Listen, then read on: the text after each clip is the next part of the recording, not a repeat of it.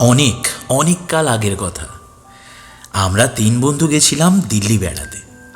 প্রতি বছর পুজোর ছুটিতে আমরা 3 বন্ধু বাইরে কোথাও না কোথাও বেড়াতে যেতাম। তখন ব্রিটিশ রাজত্ব। বাংলাদেশ তখনও দুভাগ হয়নি। সারা ভারতের লোক তখন পরম সুখে দিন কাটাচ্ছে। দেশে এত দাঙ্গা হাঙ্গামা ছিল না, এত খুন জখম ছিল না, এত গুন্ডামি রাহাজানি ছিল না। সাধারণ মানুষ নির্ভয়ে পথে বের হতে পারত।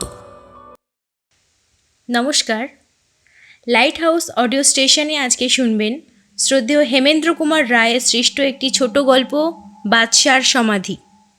গল্পটি আমরা নিয়েছি হেমেন্দ্র কুমার রায় রচনাবলী থেকে। ওনার জন্ম 1868 সালের 2রা সেপ্টেম্বর।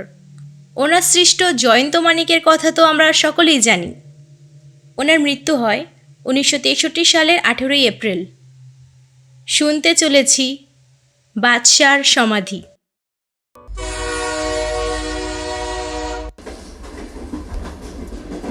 তিনজনে আমরা টিকিট কেটে সেদিন সকালে তুফান মেলে উঠে বসলাম। ওল্ড দিল্লিটা ছিল অনেকটা আমাদের চিতপুর রোডের মতো। সরু সরু রাস্তা, সরু সরু গলি, পুরনো আমলের সব ঘর বাড়ি। আর আমরা যেখানে উঠেছিলাম সেই ফতেপুরি ছিল ওল্ড দিল্লি স্টেশনের খুব কাছে। ওল্ড দিল্লিতে দর্শনীয় ছিল লাল Qila, Jama Masjid, Lahori Gate, Ajmeri Gate, Kashmiri Gate প্রভৃতি। ওল্ড দিল্লি থেকে বাসে উঠে আমরা নিউ দিল্লিতে গিয়ে সেন্ট্রাল সেক্রেটারিয়েট, ভাইসরয়ের বাড়ি এবং আরও নানান দ্রষ্টব্য স্থান দেখলাম। একদিন বাসে উঠে 3 জনে গেলাম কুতুব মিনার দেখতে। এই ঐতিহাসিক কীর্তি দেখে খুব ভালো লাগলো। আমরা হোটেলে ফিরে এলাম। ওই হোটেলের ম্যানেজার আমাদের প্রশ্ন করলেন আমরা কি কি দর্শনীয় স্থান দেখলাম। আমরা আগ্রা, মথুরা থেকে দিল্লি পর্যন্ত যা যা দেখেছি তাকে সব বললাম। এমনকি সেকেন্দার আকবরের সমাধি পর্যন্ত দেখেছি বললাম। তিনি তখন বললেন, আপনারা কুতুবপুর যাননি? আমরা বললাম, না। আরে পূর্ণিমার রাতে কুতুবপুরে বাদশার সমাধি একটি বিশেষ দ্রষ্টব্য বস্তু। আচ্ছা, তা সেটা এখান থেকে কত দূর? এই বেশি দূর নয়, মাইল 15-16 বাসে যেতে হয় কুতুবপুরে। এই স্টেশন থেকে বাস ছাড়ে, তারপর হেঁটে মাইল খানিক গেলেই বাদশার সমাধি। আচ্ছা, তা এ কোন বাদশা? মোগল সম্রাট ঔরঙ্গজেবের মৃত্যুর পর অনেক বাদশাই দিল্লির সিংহাসনে আসীন হন। কিছুদিন পরে তারা আবার একে একে চক্রান্তের শিকার হয়ে নিহত হন। ইনি তাদের মধ্যেই একজন।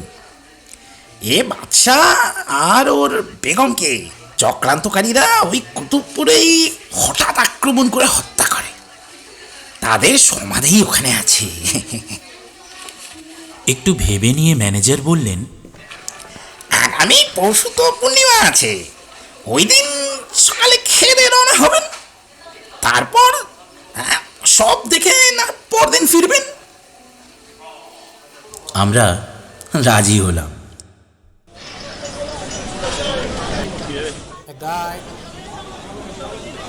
গাইড ধরলাম আমরা কুতুবপুরে গিয়ে।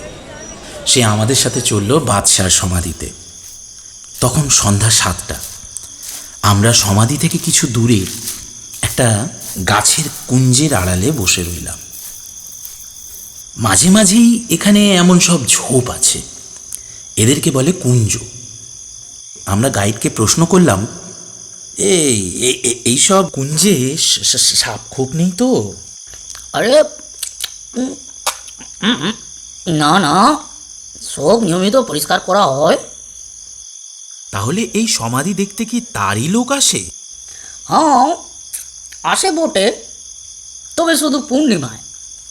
সবাই তো এই সমাধির কথা জানে না, তাই ভিড়ও হয় না। আমরা চুপ করে বসে রইলাম। আকাশে পূর্ণিমার চাঁদ উঠল। সঙ্গে সঙ্গে দেখি আজব কাণ্ড। একটি সমাধি থেকে বাদশাহ এবং অন্য সমাধি থেকে বেগম বার হলেন।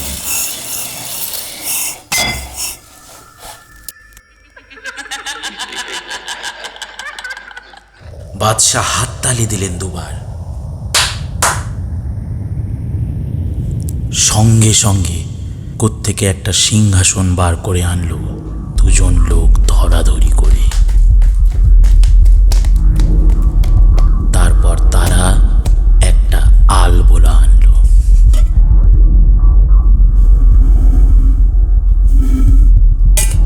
বাদশাহ ও বেগম সিংহাসনে বসলেন।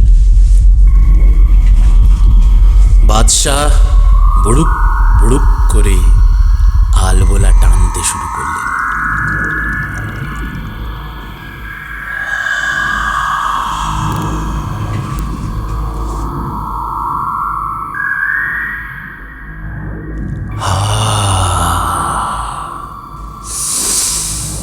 অপূর্ব সুমধুর গন্ধে চারিদিক যেন আমোদিত হয়ে উঠল।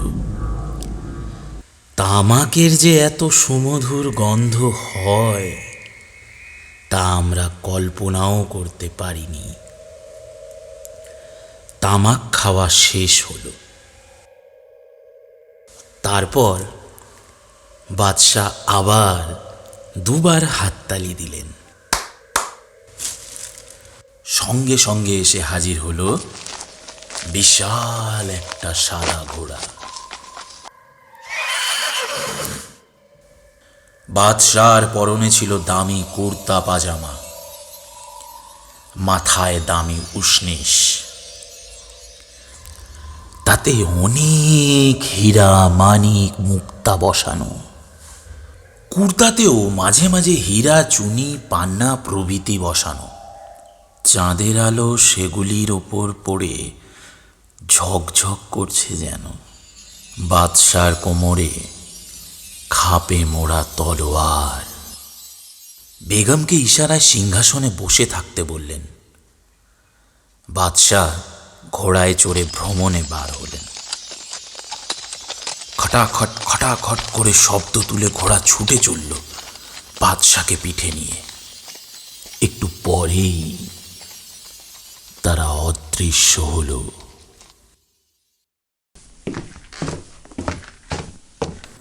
দুজন বাঁধি এসে বেগমের হাত পা টিপতে লাগলেন। আমাদের চোখের সামনে এই সব একের পর এক দৃশ্য দেখতে লাগলাম।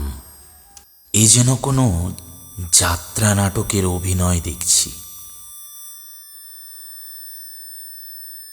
মিনিট 20-25 কেটে গেল। তারপর আবার দূর থেকে শোনা গেল খটাখট খটাখট শব্দ। দেখা গেল বাদশাহ ঘোড়া ছুটিয়ে ফিরে আসছেন। এই সময় আমার কেমন যেন মনে হলো এইসব কিছু সাজানো নয় তো, কতগুলি লোক হয়তো এসব অভিনয় করছে।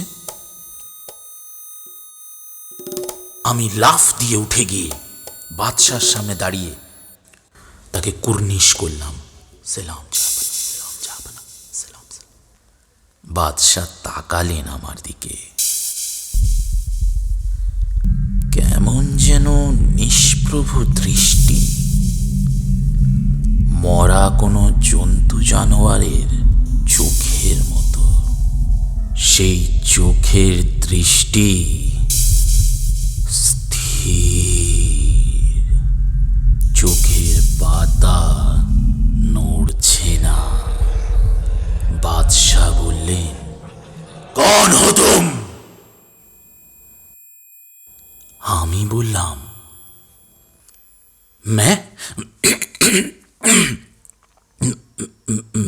मैं हूं एक गरीब भिखारी बंदा, बादशाह के पास कुछ भीख मांगता हूं। সঙ্গে সঙ্গে বাদশাহ পকেটে হাত দিয়ে কতগুলো সোনার আমলকি বের করে আমার দিকে ছুঁড়ে দিলেন। সেগুলি ছিটিয়ে পড়ল। আমি আমলকিগুলো কুড়িয়ে পকেটে রেখে দিলাম। মনে মনে ভাবলাম, এতগুলো আমলকির দাম কয়েক হাজার টাকা তো হবে। কিন্তু এদিকে কবরের কাছের সেই বাদশাহ ও বেগমের মূর্তি এবং তাদের সব সঙ্গী সাথীদের মূর্তি যেন হঠাৎ কোথায় মিলিয়ে গেল। গাইড ছোকরা আমার কাছে এসে বললে, আরে আপনি কি করলেন? কেন, কি হলো? আরে আপনার জন্যই তো ওরা অদৃশ্য হলো। নেই তো কত কি দৃশ্য দেখতে পেতেন। মৃত আত্মাদের এইসব দৃশ্য দেখে লাভ কি? আরে এইসব দেখতেই তো লোকে এখানে আসে। আরে তার চেয়ে আমি যে আমলকি পেয়েছি তা অনেক মূল্যবান। গাইড ছোকরা কিছু বললে না, শুধু মৃদু হেসে উঠল। আমরা ফিরে চলে এলাম। পরদিন ভোর পর্যন্ত একটা ছোট্ট চায়ের দোকানে বসে গল্প করে কাটালাম। শুনলাম প্রতি পূর্ণিমার রাতে চায়ের দোকানটা সারা রাত খোলা থাকে। অবশেষে ভোরের বাসে ফিরে এলাম দিল্লি। হোটেলের ম্যানেজার আমাদের বললেন, কেমন দেখলেন সবকিছু?